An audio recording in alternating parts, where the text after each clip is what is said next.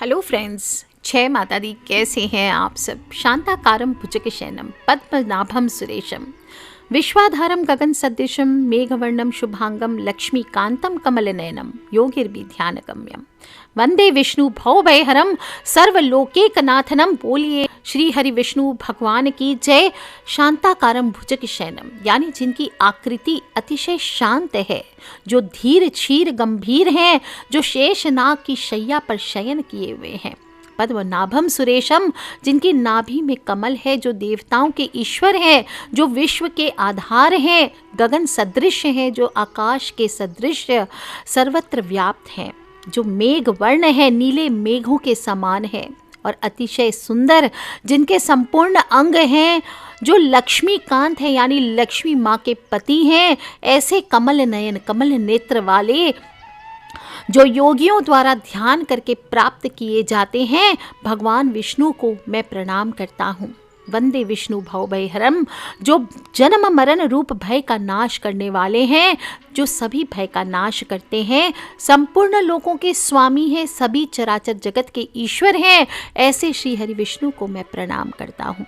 भगवान श्री हरि विष्णु को प्रसन्न करने का दिन है विजय एकादशी का दिन। विजय पर्व है और फागुन माह की कृष्ण पक्ष की एकादशी को मनाया जाता है। कहा जाता है इस व्रत को धारण करने से न सिर्फ समस्त कार्यों में सफलता मिलती है, बल्कि पूर्व जन्म के पापों का भी नाश हो जाता है। विजय एकादशी बहुत ही प्राचीन व्रत माना गया है और पद्म पुराण में इस बात का उल्लेख है कि श्री महादेव जी ने नारद को उपदेश देते हुए कहा था कि एकादशी महान पुण्य देने वाली होती है। ऐसी मान्यता भी है कि जो पूरे विधि विधान के साथ विजय एकादशी का व्रत रखते हैं, उनके पितृ स्वर्ग की प्राप्ति करते हैं, उनके स्वर्ग जाने का मार्ग प्रशस्त हो जाता है। अगर आपके काम पूरे नहीं होते, संघर्षों के बाद सफलता नहीं मिलती, बनते बनते बातें बिगड़ जाती है, तो आपको ये विजय एकादशी का व्रत अवश्य करना चाहिए। और इस व्रत के प्रभाव से मनुष्य को विजय प्राप्त होती है, व्यक्ति पर मुसीबत नहीं आती है, काम पूरे हो जाते हैं और पूर्व जन्म हो, इस जन्म हो, सभी में पापों से मुक्ति मिलती है, हर क्षेत्र में सफलता मिलती है। विजय एकादशी शब्द ही अपने आप में विजय का प्रतीक माना गया है, अपने नाम के अनुसार ही विजय प्रदान करने वाली है। और जब भी आप दुश्मनों और विकट परिस्थितियों से घिर गए हैं, तो इस विकट परिस्थिति में आपको विजय नामक एकादशी का व्रत करना चाहिए। ये आपको विजय दिलाने की क्षमता रखता है। कहते हैं कि वनवास के दौरान जब भगवान श्री राम को रावण से युद्ध करने जाना था, तब उन्होंने भी अपनी पूरी सेना के साथ इस महाव्रत को रखा था और लंका पर विजय प्राप्त की थी। युधिष्ठिर श्री हरि कृष्ण भगवान से पूछते हैं, हे वासुदेव, फागुन माह के कृष्ण पक्ष में किस नाम की एकादशी होती है? इस व्रत को करने की विधि क्या है? कृपा करके बतलाइए। तब भगवान श्री हरि कृष्ण कहते हैं, युधिष्ठिर, एक बार नारद जी ने ब्रह्मा जी से फागुन माह की कृष्ण पक्ष की विजया एकादशी के व्रत से होने वाले पुण्य के बारे में पूछा था, तथा ब्रह्मा जी ने इस व्रत के बारे में उन्हें जो कथा और विधि बताई थी उसे ध्यान पूर्वक सुनो। यह व्रत बहुत ही प्राचीन है, पवित्र है, पाप नाशक है और यह एकादशी राजाओं तक को विजय प्रदान करने वाली है, इसमें तनिक भी संदेह नहीं है। त्रेता युग में मर्यादा पुरुषोत्तम श्री रामचंद्र जी जब लंका पर चढ़ाई करने के लिए समुद्र के किनारे पहुंचे, तब उन्हें समुद्र को पार करने का कोई उपाय नहीं सूझ रहा था। उन्होंने लक्ष्मण जी से पूछा, सुमित्रा नंदन, किस उपाय से इस समुद्र को पार किया जा सकता है? यह अत्यंत अगाध और भयंकर जल जंतुओं से भरा हुआ है। मुझे कोई ऐसा उपाय नहीं दिखाई देता जिससे इसको सुगमता से पार किया जा सके। लक्ष्मण जी बोले, हे प्रभु, आप ही आदि देव और पुराण पुरुष पुरुषोत्तम हैं, आपसे क्या छिपा हुआ है? यहाँ से आधे योजन की दूरी पर कुमारी द्वीप है, जहाँ पर बगदालव्य नामक मुनि रहते हैं। आप उन प्राचीन मुनीश्वर के पास जाकर उन्हीं से इसका उपाय पूछिए। श्री रामचंद्र जी महामुनि बगदालव्य के आश्रम पहुंचे और उन्होंने मुनि को प्रणाम किया। महर्षि ने प्रसन्न होकर श्री राम जी के आगमन का कारण पूछा। श्री रामचंद्र जी बोले, ब्राह्मण, मैं लंका पर चढ़ाई करने के उद्देश्य से अपनी सेना सहित यहाँ आया हूँ। मुने, आप जिस प्रकार समुद्र पार किया जा सके, कृपा करके वो उपाय बतलाइए। बगदालव्य मुनि कहते हैं, हे श्री राम जी, फागुन माह के कृष्ण पक्ष में जो भी विजया नाम की एकादशी होती है उसका व्रत करने से आपकी विजय निश्चित होगी और आप अपनी वानर सेना के साथ समुद्र को पार कर सकेंगे। हे राजन, अब इस व्रत की फलदायक विधि सुनिए। दशमी के दिन सोने, चांदी, तांबे अथवा मिट्टी का एक कलश स्थापित कर उस कलश को जल से भरें, उसमें पल्लव डालें, उसके ऊपर भगवान श्री हरि नारायण के सुवर्णमय विग्रह की स्थापना करें। फिर एकादशी के दिन प्रातःकाल स्नान करें, कलश को पुनः स्थापित करें। माला हो, चंदन हो, सुपारी हो, नारियल हो आदि के द्वारा विशेष रूप से उसका पूजन करें। कलश के ऊपर सप्त धान्य और जौ रखें। गंध हो, धूप हो, दीप हो आदि भांति भांति के नैवेद्य से पूजन करें और कलश के सामने बैठकर उत्तम कथा वार्ता आदि के द्वारा सारा दिन व्यतीत करें। रात में वहां जागरण करें। अखंड व्रत की सिद्धि के लिए घी का दीपक जलाएं। फिर द्वादशी के दिन सूर्य उदय होने पर उस कलश को किसी जलाशय के समीप, कोई नदी, झरना या पोखर के तट पर स्थापित करें। उसकी विधिवत पूजा करके देव प्रतिमा सहित उस कलश को वेदवत्ता ब्राह्मण के लिए दान कर दें। कलश के साथ ही और भी कई बड़े बड़े दान देने चाहिए। और श्री राम जी, आप अपने सेनापतियों के साथ इसी विधि से प्रयत्न पूर्वक विजया एकादशी का व्रत कीजिए, इससे आपकी विजय अवश्य होगी। ब्रह्मा जी कहते हैं, यह सुनकर श्री रामचंद्र जी ने मुनि के कथा अनुसार उस समय विजय एकादशी का व्रत किया और उस व्रत के करने से श्री रामचंद्र जी विजयी हुए। उन्होंने संग्राम में रावण को मारा, लंका पर विजय पाई, सीता माता को प्राप्त किया। और बेटा, जो भी मनुष्य इस विधि से इस व्रत को करता है उन्हें इस लोक में विजय की प्राप्ति अवश्य होती है और परलोक में भी अक्षय बना रहता है। भगवान श्री हरि कृष्ण कहते हैं, हे युधिष्ठिर, इसी कारण से इस विजया एकादशी का व्रत प्रत्येक मनुष्य को करना चाहिए। जीवन में विजय की प्राप्ति कराता है, पितृ को मोक्ष कराता है और इस प्रसंग को कम से कम पढ़ने सुनने मात्र से वाजपेयी यज्ञ के बराबर फलों की प्राप्ति होती है। तो बोलिए श्री हरि विष्णु भगवान की जय। एकादशी व्रत है फागुन माह के कृष्ण पक्ष की एकादशी। 16 फरवरी को सुबह 5:32 से एकादशी तिथि प्रारंभ हो जाएगी। 17 फरवरी को 2:49 पर इसका समापन होने वाला है। तो जो लोग भी उदया तिथि के चलते विजय एकादशी का व्रत रखना चाहते हैं वो 16 फरवरी को रख सकते हैं। बाकी जो लोग भी वैष्णव हैं वो 17 फरवरी को इस व्रत को रख सकते हैं। पूजन मुहूर्त आपका दोपहर को 12:13 से लेकर के 12:58 तक है। विजय मुहूर्त है दोपहर को 2:27 से 3:12 तक। गोधूली मुहूर्त में भी आप पूजा कर सकते हैं, शाम को 6:09 से लेकर 6:35 तक। जो लोग भी 16 फरवरी को व्रत करेंगे वो 17 फरवरी को पारण करेंगे सुबह 8:01 से लेकर 9:13 तक। पारण के दिन हरिवासर की समाप्ति सुबह 8:01 पर हो रही है। जो लोग भी 17 फरवरी को व्रत करेंगे वो 18 फरवरी को वैष्णव एकादशी यानी उस समय आपको पारण करना है 6:57 से 9:12 तक। पारण के दिन द्वादशी सूर्योदय से पहले ही समाप्त हो जा रही है। और विजय एकादशी व्रत के नियम काफ़ी कठिन होते हैं। दशमी तिथि से ही आपको इनका पालन करना चाहिए। विशेष रूप से भोजन का नियम होता है, सात्विक भोजन करें। इसी के दिन सुबह जल्दी उठें, घर को ये साफ़ सफाई कर लीजिए। घर के मुख्य द्वार की विशेष रूप से सफाई करिए। हल्दी हुआ, गंगा जल हुआ, इसका छिड़काव करिए, तोरण लगाइए, रंगोली बनाइए। फिर स्नान आदि से निवृत्त होकर के साफ सुथरे लाल, पीले, सफ़ेद, हल्के रंग के, आसमानी कलर के रंग के वस्त्र धारण करने चाहिए। गहरे नीले, काले इस प्रकार के वस्त्र धारण ना करें। और फिर प्रभु के सामने हाथ में थोड़ा सा जल लेकर संकल्प करें कि आज मैं चोर, पाखंडी, दुराचारी मनुष्य से बात नहीं करूँगा, ना ही किसी का दिल दुखाऊंगा। गौ हो, ब्राह्मण हो, इनको फलाहार और अन्न आदि देकर प्रसन्न करूँगा। रात्रि जागरण कर कीर्तन करूँगा। ओम नमो भगवते वासुदेवाय, ओम नमो भगवते वासुदेवाय। ज़्यादा से ज़्यादा इस 12 अक्षर मंत्र और गुरु मंत्र का जप करूँगा। राम हो, कृष्ण हो, नारायण हो, विष्णु सहस्त्र नाम हो, इनको अपने कंठ का भूषण बनाऊंगा। ऐसी प्रतिज्ञा करके भगवान श्री हरि विष्णु का स्मरण कर प्रार्थना करें, हे त्रिलोकीनाथ, मेरी लाज आपके हाथ, अतः मुझे इस संकल्प को पूरा करने की शक्ति प्रदान करें। ऐसा संकल्प करें। फिर घर के पूजा स्थल की साफ सफाई करके सूर्य भगवान को 1 लोटा जल अवश्य अर्पित करें। सूरज भगवान के लोटे में लाल मिर्च के दाने थोड़े से, मैंने लास्ट वीडियो में बताया है आपको, वो आप डाल सकते हैं। और 11 दाने आप चाहें तो लाल मिर्च के या जौ के इसमें डालिए और सूरज भगवान को फिर जल चढ़ाइए।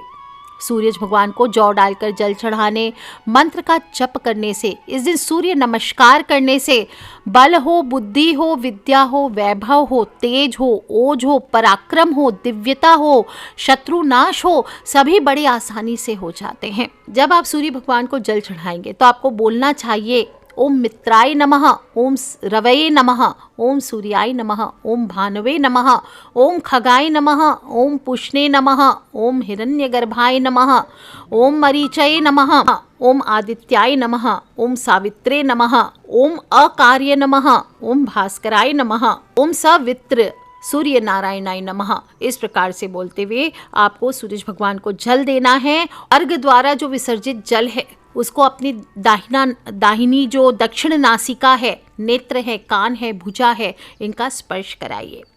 इसके बाद उसी लोटे में जल ले लीजिए और पितृ के निमित्त दक्षिण मुखी होकर के 1 लोटा जल अर्पित करें। ओम सर्वेभ्यो पितृभ्यो नमो नमः, ओम सर्वेभ्यो पितृभ्यो नमो नमः, ये बोलते हुए आपको जल अर्पित करना है। इसके बाद अपने घर के पूजा स्थल पर आइए। जो लोग भी पूजन करना चाहते हैं, आप चाहे तो एक बेदी बनाकर 7 धान रखिए। 7 धान कौन कौन से होते हैं? उड़द, मूंग, गेहूं, चना, जौ, चावल और बाजरा, ये आपको मिला करके 7 धान या सिर्फ चावल की ढेरी बना लीजिए। ढेर पर कलश की स्थापना करिए। कलश में आम के 5 पत्ते लगाइए। उसके बाद उसके ऊपर प्लेट से ढक के थोड़े अनाज रख के भगवान विष्णु की मूर्ति या फोटो उस पर रख सकते हैं। और फोटो नहीं रखना है तो एक नारियल रख दीजिए। अब आप भगवान की फ़ोटो, मूर्ति जो भी है, आप उसको वहाँ पे स्थापित करें। आपके पास दक्षिणावर्ती शंख है और भगवान की मूर्ति है तो आप चाहे तो भगवान श्री हरि विष्णु या लड्डू गोपाल या कोई भी श्री हरि भगवान विष्णु के जो दूसरे स्वरूप हैं, इनको आप पंचामृत से स्नान करा सकते हैं। दक्षिणावर्ती शंख है तो दक्षिणावर्ती शंख द्वारा स्नान करवाइए और फिर पंचामृत से स्नान कराने के बाद शुद्ध जल से स्नान करा के उन्हें अच्छे से पोंछिए, जनेऊ धारण कराएं, चंदन लगाएं। और चावल नहीं चढ़ाए जाते श्री हरि भगवान विष्णु को, तो थोड़े से सफ़ेद तिल चेपें उसके ऊपर। पुष्पों से, पीले रंग के पुष्पों से उनका श्रृंगार करें। पीताम्बरधारी है भगवान श्री हरि विष्णु तो उनको पीले वस्त्र धारण कराइए। तुलसी अवश्य चढ़ाइए, फल चढ़ाइए, मौसमी फल है, फूल है, धूप दीप करें और इस प्रकार से आराधना करें कि हे प्रभु मेरे कष्टों का नाश करें, जिससे कि आपके जीवन के समस्त दोषों का नाश हो, आपकी मनोकामनाएं पूर्ण हो। कष्टों से बचने के लिए आपको इस दिन 1 मुट्ठी जौ एक कटोरी में रख करके आपको भगवान श्री हरि विष्णु को चढ़ाना चाहिए। और फिर आपको क्या करना है इस जौ का आखिरी में बताऊंगी। आप चाहें तो काले तिल और जौ का आटा लेकर के तेल में गूंथ करके आज एक मोटी रोटी भी बना सकते हैं। और फिर आप गुड़ को तेल में मिश्रित करके जिस व्यक्ति के ऊपर कुछ किया गया हो, बाधा डाली गई हो, कहा जाता है कि अगर कोई शत्रु भयंकर किसी रूप से किसी के ऊपर बाधा डाल चुका है तो उस पर्सन के ऊपर से आज के दिन इस जौ की रोटी 7 बार उल्टी दिशा में घुमा दीजिए और किसी काले भैंस को खिला देना है। काला भैंस ना मिले तो काले डॉग्स को, कुत्ते को खिला सकते हैं आप, या फिर कोई काले और जानवर को, या फिर मछलियों को गोली बना करके, या आप चींटियों के आगे भी इसको आप डाल सकते हैं। या फिर अगर नहीं आपके लिए ये पॉसिबल है तो जो गुड़ के पुए जैसे बना लीजिए, गुलगुले जिनको कहते हैं, वो बना लीजिए और फिर आप उनके सिर के ऊपर से उतार कर चील कौवों को भी खिला सकते हैं। इससे भी तुरंत राहत मिलती है। अगर आपको लगता है कि किसी पे कुछ किया धारा है, कुछ भी आपके घर पे किसी ने कुछ डाल दिया, लक्ष्मी को बांध दिया है, पैसा नहीं आ पाता, तो आपको एक मंत्र का जप करना है। ओम श्रीम धनदाये स्वाहा, ओम श्रीम धनदाये स्वाहा। आपके पास जो भी काले हक्की की माला हो, आपके पास स्फटिक की माला हो, कमलगट्टे की माला हो, सिद्ध माला हमेशा अपने पास रखनी चाहिए। इसके द्वारा मंत्रों का जप करना चाहिए। और नहीं तो जो भी माला है उसके द्वारा इस मंत्र का जप कीजिए। और फिर ये जो जौ है ये आपको ले करके अपने घर के दक्षिण दिशा में जाना है और वहाँ पर आपको मुट्ठी बना करके फेंक देना है। अगर आपके घर के दक्षिण दिशा में जगह नहीं है तो आप किसी पार्क में जा करके, किसी खाली स्थान में, किसी शमशान में जा करके या किसी चौरस्ते पे जाके या घर की छत पे जा करके भी दक्षिण दिशा में आप ये काम कर सकते हैं। आपको इस दिन पूरे दिन भगवान श्री हरि विष्णु का ध्यान करना चाहिए। शाम के समय आपको तुलसी पे दीपक अवश्य लगाना चाहिए और वहीं बैठ करके आपको ओम नमो भगवते वासुदेवाय, ओम नमो भगवते वासुदेवाय इसका जप करना चाहिए। रात्रि में भी जागरण का विधान आता है, दिन में भी सोना नहीं चाहिए, रात्रि भी जागरण करते हुए बिताएं। भगवान के भजन गाएं, ईश्वर की आराधना करें, अपने दुखों को नाश करने की प्रार्थना करें।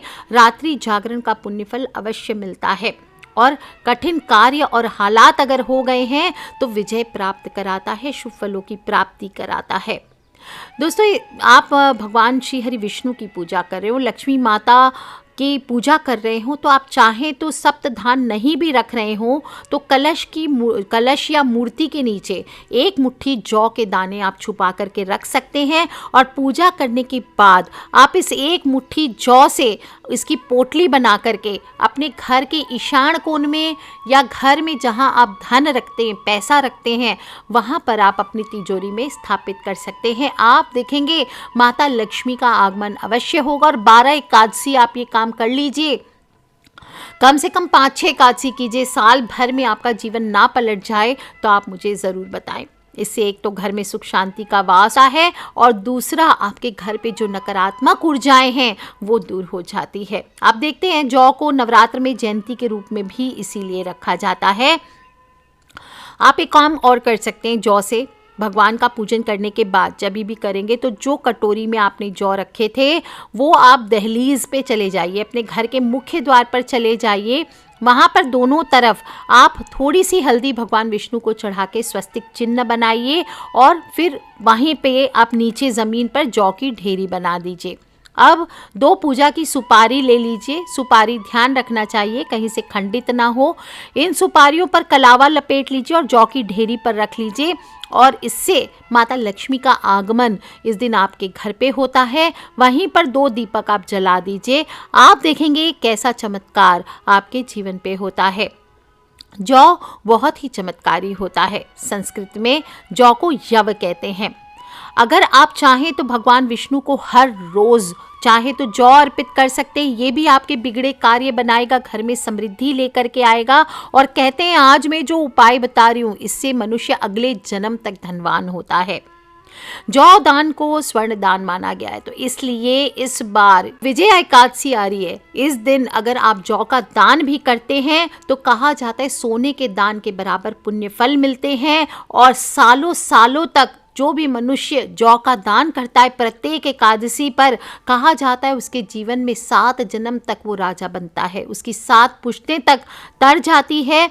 और अगर किसी भी पर्सन को आपके घर पे रात में बुरे सपने आते हैं या बार बार वो बेहोशी की हालत में हो जाता है, डिप्रेशन आता है, परेशान रहता है, दुर्भाग्य हो जाता है, तो आपको क्या करना है, आज की रात सोने के समय एक कटोरी में उसके सिरहाने जौ रख करके सो जाइए और सुबह उठ करके वो जौ किसी उसके सिर के ऊपर से वार करके किसी पशु को खिला दीजिए या किसी ज़रूरतमंद व्यक्ति को दान कर सकते हैं। अगर कटोरी में रखना पॉसिबल नहीं है तो लाल कपड़े में बांध लीजिए और फिर सुबह पक्षियों आदि को दे सकते हैं। इससे कर्ज की समस्या से भी मुक्ति मिलती है। मृत्यु तुल्य कष्ट भी यदि हो गए हैं जीवन में तो उससे भी मुक्ति मिलती है। कुंडली में यदि चांडाल योग तक बना है तो भी आपको इससे मुक्ति मिल जाती है। इसलिए इस बार एकादशी के दिन आपको जौ का उपाय अवश्य करना है। आप चाहें तो एकादशी की संध्या को आप पीपल के पेड़ पर भी जा सकते हैं, वहाँ पर भी थोड़े से जौ रख करके उसके ऊपर आपको दीपक जलाना चाहिए, ये भी श्रेष्ठ उपाय होता है। आप चाहें तो इस दिन वहीं बैठ के पीपल के पेड़ के नीचे थोड़े से एक मुट्ठी जौ हाथ में लेकर के महामृत्युंजय मंत्र का जप कीजिए और इसके बाद ओम नमः शिवाय, ओम नमः शिवाय, ओम नमः शिवाय ऐसा बोलते हुए उस जौ को आप पीपल के वृक्ष के नीचे खड्डा करके दबा कर आ जाइए।